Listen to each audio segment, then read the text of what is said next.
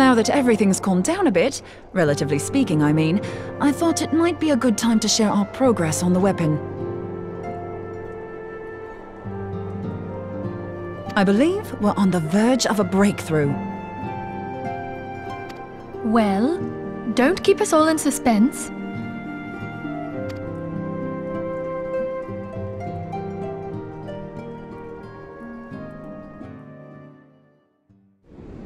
Just in case anyone's forgotten, let's start by reviewing what we already know.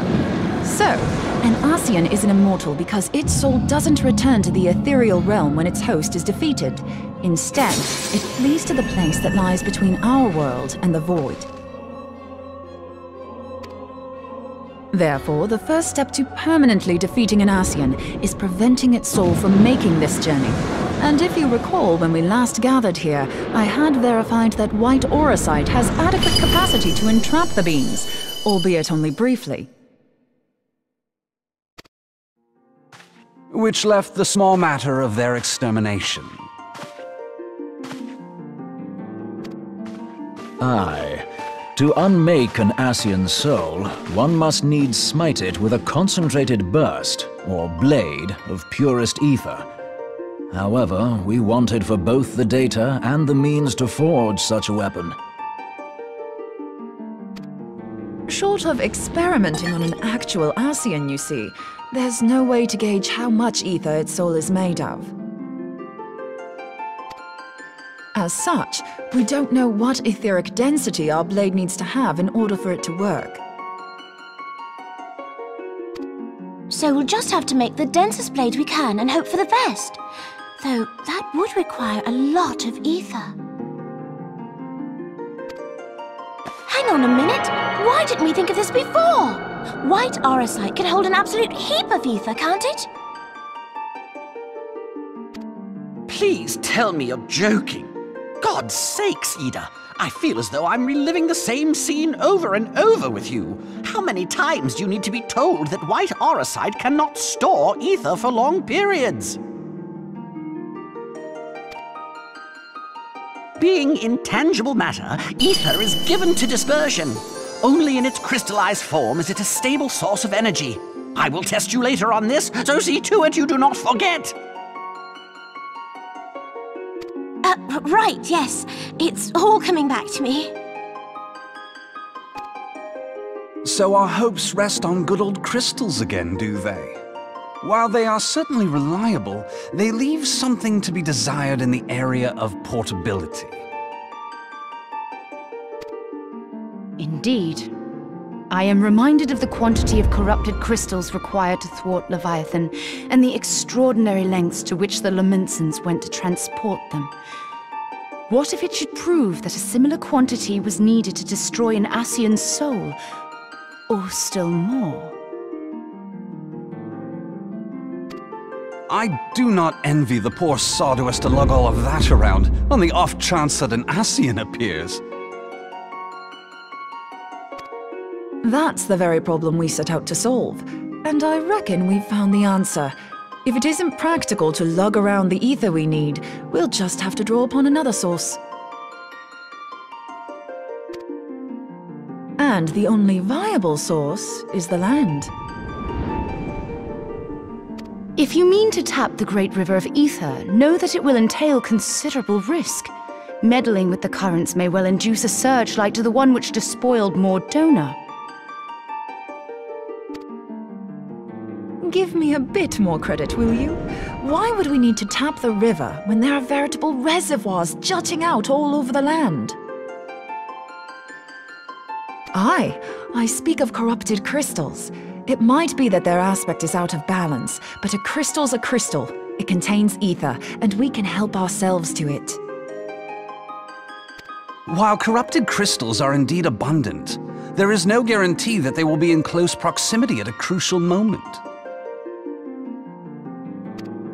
But what if we don't need them to be?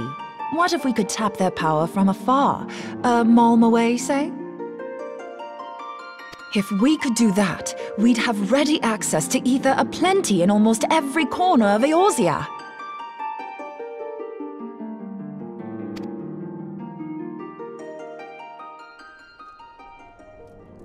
I've yet to put my theories to the proof, but I've got a good feeling about this. If no one has any objections, I'd like to see where this avenue leads.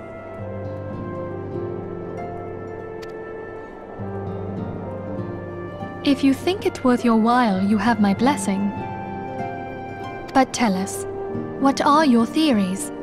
I, for one, am most eager to understand the process, however vaguely. I thought you might say that, but no one wants to listen to boring old theories all day, do they? I know I don't. So with your permission, I'd like to try something a bit more hands-on. I've already built an etheric siphon especially for this purpose, and I've been meaning to try it out.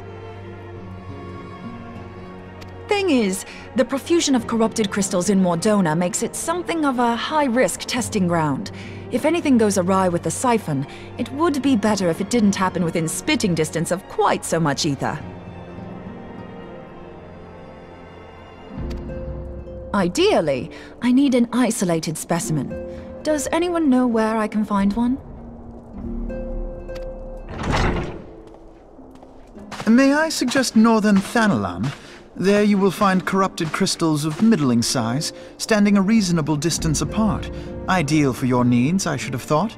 Oh, and if you do elect to visit the place, I should be much obliged if you would assist me in another matter while you are in the area.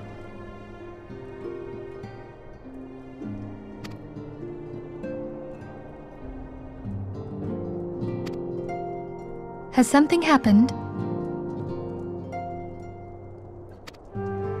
Movement has been observed at Castrum Meridianum. During Operation Archon, the Alliance dealt the stronghold a heavy blow. Its facilities were extensively damaged, and its garrison reduced to a fraction of its former strength. Not long after our forces withdrew, however, their ranks were replenished by reinforcements from Castrum's sentry.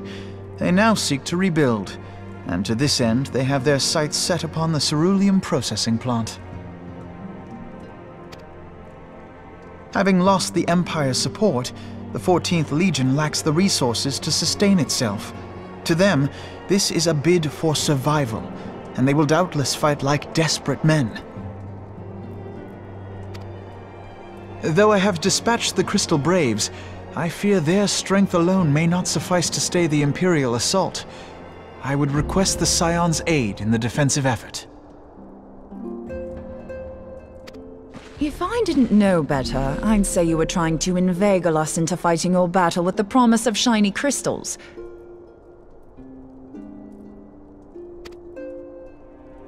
Well then, consider me inveigled.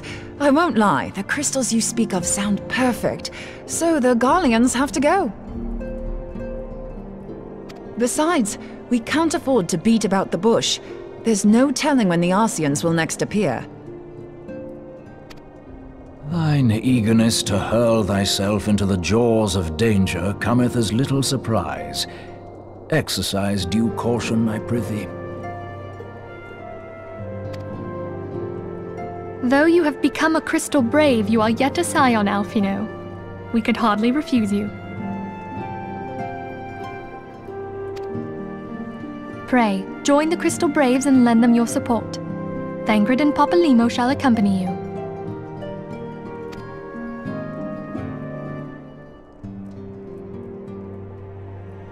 Ida and Yashtola, in the meantime I would have you assist Moonbreeder.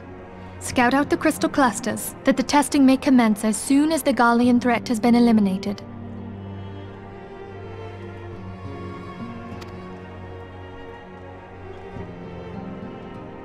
If it please you, I shall continue mine own experiments on white orosite. Thank you, Arianger. Everyone, pray see to your preparations and depart as soon as you are able. Go well, and be safe.